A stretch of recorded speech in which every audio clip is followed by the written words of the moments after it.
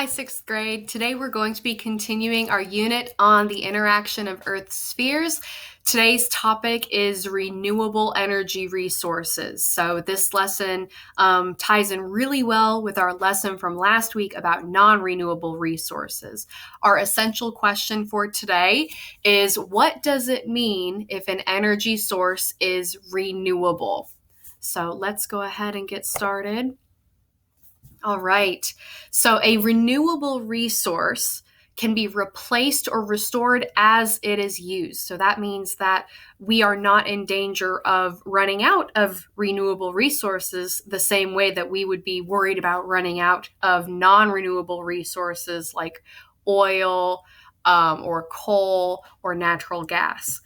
There are four specific renewable resources we're going to go over today. We're going to talk about sun, wind, water, and earth energy, which would be geothermal energy. Let's start off with talking about the sun.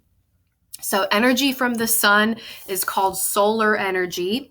Solar energy you feel every time when you walk outside. It heats the earth. It also causes circulation in Earth's atmosphere and oceans. We've talked about ocean currents earlier this year. This solar energy is the cause of those currents. We can use energy from the sun through solar panels and solar cells that we could attach to the roofs of buildings.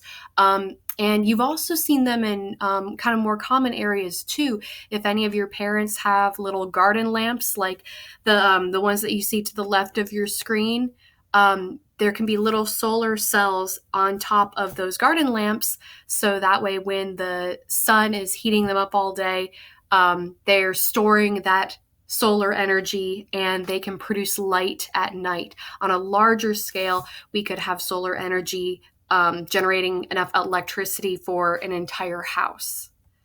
Let's continue.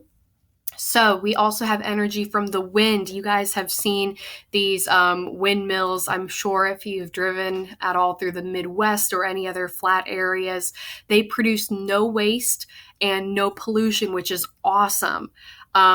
So in order for us to harness energy from the wind, we need to have a nice flat area of land where the wind is the same strength pretty much all the time, so that we can count on that energy to be readily available. If you look down on the bottom left, you can see step by step how exactly we would get energy from wind, because I know that's a concept that sounds kind of odd.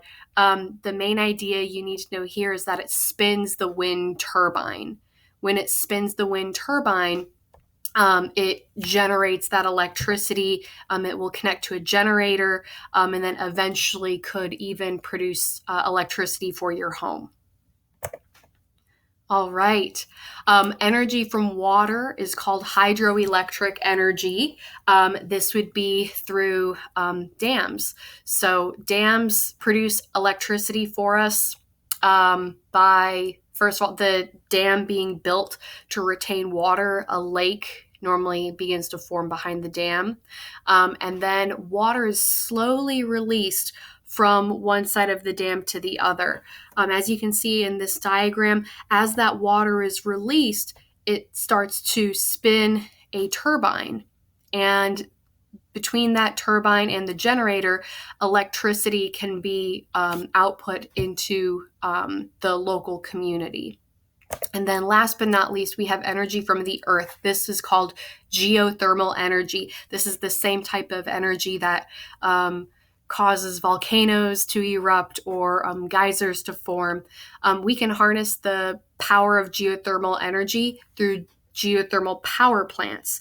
They use steam from reservoirs of groundwater that are heated to produce electricity. So if you look at this diagram, it's very similar to what we've already seen with wind energy and hydroelectric power too.